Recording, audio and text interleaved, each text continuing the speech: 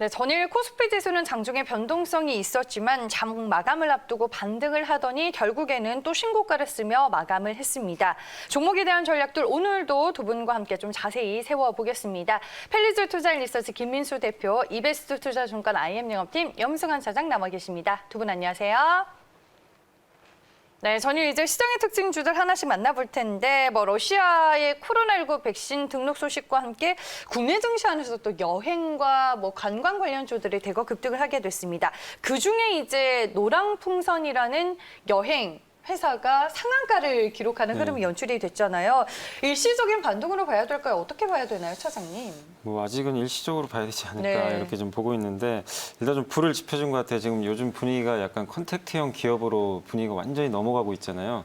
그런 상황에서 이제 이 푸틴 대통령이 불을 좀 지펴버린 것 같습니다. 미국에서도 이제 그런 뉴스가 나오자마자 카지노라든가 호텔, 리조트 이런 기업들의 주가가 거의 급등세를 보였는데 거기에 맞물려서 어제 같은 경우 한국의 여행주뿐만 아니라 면세점, 카지노, 그러니까 흔히 말하는 중국 소비주들이 정말 그동안 이제 코로나가 계속 확산이 되면서 완전히 이제 바닥에서 거의 움직이지 못하고 있었는데 이게 하나의 또 기폭제가 돼가지고 어제 대부분 다 급등을 했습니다. 그리고 어제 보시면 시장의 색깔이 좀 많이 바뀌었던 게 코스닥은 대부분 언택트나 바이오 기업들이 되게 많잖아요. 그 기업들이 급락을 하고 어떻게 보면 좀 일시적으로 자금들이 이런 이제 그 피해주 쪽으로 많이 쏠렸던 것 같습니다. 근데 노랑풍선이 아무래도 좀 시총도 작고 가볍다 보니까 이렇게 좀 가격 제한폭까지 좀 올라가는 그런 흐름들이 나왔던 것 같아요. 근데 상황을 보시면 달라진 건 없습니다. 백신은 아직까지 개발 중이고 이게 이제 러시아에서 과연 이게 성공을 했는지 그거는 우리가 지금 알 방법이 없어요. 그 데이터도 어제 제가 기사 찾아보니까 서구의 어떤 언론들은 굉장히 혹평을 하더라고요. 물보다 조금 나은 정도다. 저도 그 기사 봤어요. 그러니까 굉장히 좀 평가절하하고 있는데 사실 모르는 일이죠. 이게 정말 효과가 있어서 진짜 백신으로서의 치료제의 가치가 있을 수도 있고 그러나 분명한 거는 학술지에 게재를 하든 데이터를 분명히 공개를 해야 됩니다. 근데 그러지 않고 있다는 측면에서 아직은 우리가 좀 100% 믿을 수는 없다. 그리고 우리가 좀 믿어야 될 거는 어쨌든 백신과 관련해서는 지금 임상 3상 중에 지금 들어간 백신이 지금 한 6개 정도가 좀 들어가 있거든요. 그러니까 전체 26개 중에서 한 6개가 지금 임상 3상 중입니다. 그리고 빠르면 아스트라제네카가 좀 만드는 그 백신이 9월이나 10월 초 정도에 아마 결과가 나온다고 하더라고요. 그러니까 그때까지는 우리가 누구도 좀 장담은 할 수 없는 그런 상황이거든요. 그래서 그런 관점으로 보면 지금의 어떤 이런 이제 여행주나 이런 기업들의 주가 상승은 그냥 저는 순환매로 보고 있어요. 일단 이제 그동안 너무 올랐던 성장주가 좀 빠지고 약간의 이제 워낙 유동성이 풍부하니까 여기저기 이제 돈들이 들어가는 건데 그런 관점에서 노란풍선도 오늘 좀 추가 상승 나오겠지만 일단 좀 비중을 좀 줄이는 그런 전략이 좀 필요할 것 같습니다. 네, 알겠습니다. 노랑풍선을 이제 대표적인 여행 관광 관련주로 저희가 살펴봤고요. 김민수 대표님이 또 이 시간을 통해서 지난 8월 4일에 롯데관광개발이라는 종목을 소개를 해주셨습니다. 전일 또 시장의 분위기를 타면서 7%대 강세를 보였는데 오늘 리뷰를 하면서 한번 또 짚고 넘어가야 될 것 같아요. 네, 일단 운 좋게라고 할까요? 아니면 계산적이었을까요? 네, 뭔가요? 둘 다인가요? 네, 그런 관점에서 이제 컨택트 쪽에 대한 변화가 들어오고 있는데 이제 백신 개발 관련된 쪽과 함께 맞물리면서 움직이는 부분보다는 제가 보기에는 시장이 이제 그동안 좀 소외됐던 종목들이 뭔가 모멘텀을 기다리고 있었던 상황 쪽에서 이게 뭔가 가능성이 보인다라는 관점이 나오다 보니까 우르르 하고 대거 저점에서 움직이는 게 가장 지금의 또 하나의 변화가 아닌가 생각되고 있는데요. 근데 이제 이런 쪽에서는 앞으로도 계속 반등을 시도해서 추세적으로 간다기보단 앞서 차장님 얘기와 거의 유사하다고 봐야 될 것 같고요. 제가 보기에는 약간 종목별 차별화가 나올 수 있다고 생각됩니다. 같은 여행업종이라고 하더라도 특히 노랑풍선 같은 경우는 약간 이제 또 어떤 가성비를 높인 여행 쪽이 더 높이다 보니까 만약에 나중에 이제 여행 쪽이 이제 본격화된다고 하게 되면 수혜가 볼 수도 있습니다. 하지만 지금은 좀 이르죠. 게다가 특히 롯데관광개발 같은 경우는 지금 주목하는 게 코로나19 사태에 따라서 좀 길게 보면 수혜가 될 수 있다는 시각을 말씀드렸는데요. 왜냐하면 해외로 못 나가다 보니까 제주도로 몰린다. 그러면 제주도에서 이번에 개장하고 있는 제주 드림타워에 대한 기대감이 한층 더 높아갈 수 있다라는 관점이고요. 게다가 여기서 호텔 운영과 함께 카지노죠.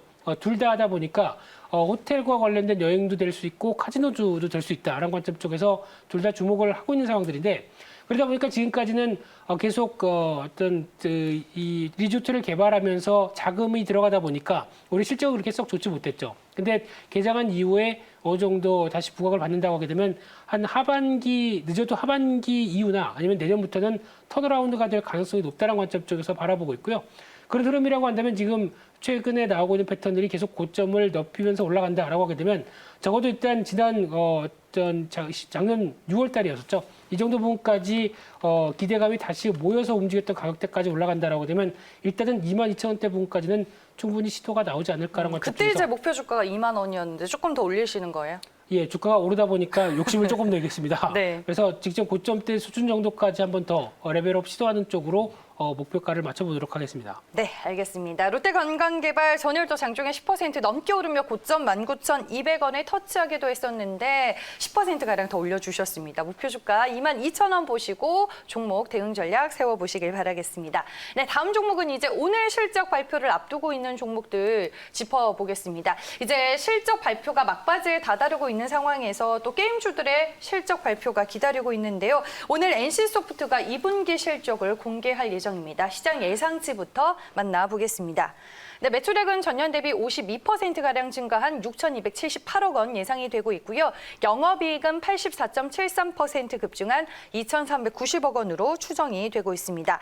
NC소프트 최근에 또 주가는 쉬어가는 모습입니다. 2분기 실적 발표 이후로는 기존 라인업의 글로벌 출시 모멘텀이 주가의 상승을 다시 한번 확장시킬 것이라는 증권사의 전망은 있는데 NC소프트의 주가 재상승 여부 어떻게 봐야 할까요, 차장님? 요새 보니까 그 네. 게임주들은 정말 실적이 정말 놀라울 정도로 네. 잘 나오고 있습니다. 다 잘 나오는데 어제도 넷마블 잘 났죠. 근데 주가는 부러지고 있어요. 그러니까 뭐냐면 시장은 이제 그걸 반영을 했다는 거죠. 이미 너네들 실적 잘 나올 거 다 알고 있다. 그래서 미리 좀 주가들이 올랐기 때문에 오히려 호재가 이제는 좀 그게 차익 실현의 빌미가 되는 것 같아요. 그래서 지금은 좀 전체적으로 게임주들을 좀 쉬어가는 국면에 좀 진입을 했다. 이렇게 보시면 좋을 것 같고 그래도 이제 가장 큰 형님인 이 NC소프트가 오늘 좀 실적 발표를 할 텐데 좋은 실적은 뭐 당연히 나올 것으로 보이지만 시장의 반응이 더 중요할 것 같아요. 그러니까 어제도 뭐 네오이즈 같은 기업들이 굉장히 좋은 실적에도 주가가 이렇게 굉장히 크게 좀 변동성이 확대되는 그런 모습들이 좀 나왔는데 과연 NC소프트도 그런 모습이 나와줄지 아니면은 오늘 지금 미국에서 또 모처럼 또 언택트형 기업들이 또 주가 많이 올랐잖아요. 네. 그러면 오늘 또 시장의 분위기가 최근에 빠졌던 바이오나 게임, 인터넷이 또 올라갈 수 있는 뭔가 분위기는 조성이 됐어요. 그런 관점에서 NC소프트가 다시 한번 이걸 계기로 해서 치고 올라가 주면은 오히려 또 게임주 전반적으로 또 한 번의 강한 반등이 나올 수도 있거든요. 그래서 오늘 NC소프트의 주가 흐름이 또 언택트형 기업들한테도 좀 굉장히 큰 영향을 줄 수 있기 때문에 그 부분은 좀 장중에 체크하시면 좋을 것 같고 그리고 게임주에서 어차피 이제 실적은 다 지나간 이슈니까 굳이 뭐 실적에 대해서 뭐 이게 좋다 나쁘다 이렇게 평가하시는 것보다는 앞으로가 더 중요하잖아요. 근데 이 최근에 컴투스라는 기업이 실적 발표를 정말 잘하고도 주가가 이렇게 급락했던 이유가 이 서머너즈 워의 이제 100년 전쟁이라는 게임이 올해 4분기에 나오기로 돼 있는데 내년 2월로 연기가 됐더라고요. 그러다 보니까 주가가 이제 급락을 했는데 NC도 마찬가지입니다. 올해 4분기에 이제 블레이드 앤 소울 2가 나오게 될 텐데 이게 또 출시가 만약에 연기가 돼 버리면 그러니까 IR에서 얘기가 나오겠죠. 그러면은 또 실망 매물이 나올 수 있거든요. 그래서 오히려 저는 실적보다는 향후에 나올 블레이드 앤 소울 2 여기에 대해서 신작 일정이 예정대로 진행되는지 이 부분에 좀 포커스를 맞추시고 좀 대응을 하시면 좀 좋을 것 같습니다. 네, 알겠습니다. NC소프트 저희가 실적과 함께 주가에 대한 전망을 해봤고요. 오늘 이제 펄어비스도 2분기 실적을 공개할 예정입니다. 실적 시장에서는 어떻게 예상을 하고 있는지 보겠습니다. 네, 매출액부터 보시면요. 전년 대비 16% 감소한 1,277억 원 예상이 되고 있고요. 영업이익은 401억 원 추정됩니다. 전년 대비 29%가량 감소한 수준입니다. 2분기 실적 시장 예상치 하회할 것으로 전망이 되고 있고요. 검은 사막의 모바일 매출 하향 전망으로 실적 전망치 또한 추가 하향 조정되는 분위기였습니다. 펄어비스는 대표님 당분간 주가와 실적을 모두 좀 보수적으로 봐야 하나요?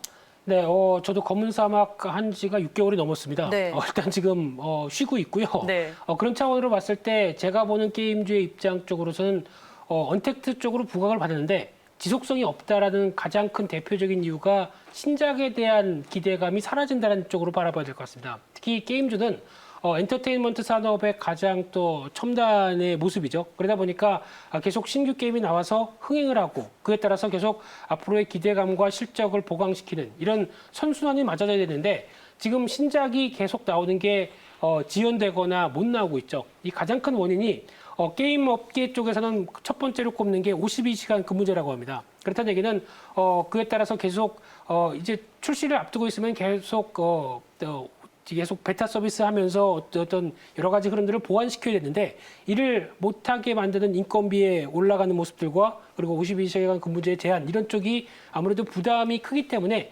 신작이 아마 일정대로 잘 못 나오는 게 지금의 현실이다라고 하게 되면 아무래도 좀 제가 보기엔 눈높이를 낮추는 게 맞다라고 봐야 될 것 같고요. 네.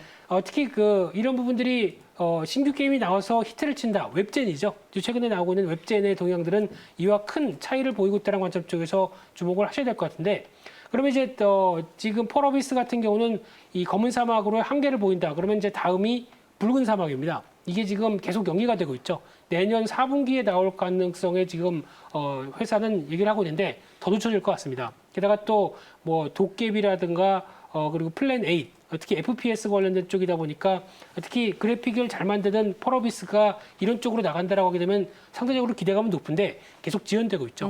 그러다 보니까 네. 아무래도 어떤 주가 반전의 모멘텀은 제한될 수밖에 없다는 관점 쪽에서 이번에 실적 발표하고 그래도 그렇게 크게 떨어지지 않았네 뭐라는 생각 쪽에서 반등하게 되면은 제가 보기에는 한 19만 5천 원, 20만 원대 근처에선 일단 정리하는 게 맞다 이렇게 봐야 될 것 같습니다. 알겠습니다. 게임주도 일단은 뭐 맥락이 같네요. 두 분 모두 신작 일정이 또 상당히 중요한 시점이다라고 조언을 해주셨습니다. 이렇게 해서 오늘 실적 발표를 앞두고 있는 종목 2개까지 저희가 만나봤고요. 이제 오늘의 관심주 들을 시간인데 오늘 사장님 종목 먼저 들어보고 또 소개를 해주셨던 코세스 종목도 마지막으로 리뷰를 해볼게요. 네, 제가 뭐 계속 자동차 종목 그러니까 업종들이 어제 좀 흔들렸지만 계속 찾아보고 있는데 역시 이제 그 중에서 하나 그 현대공업이라는 기업 좀 오늘 좀 말씀 좀 드리고 싶습니다.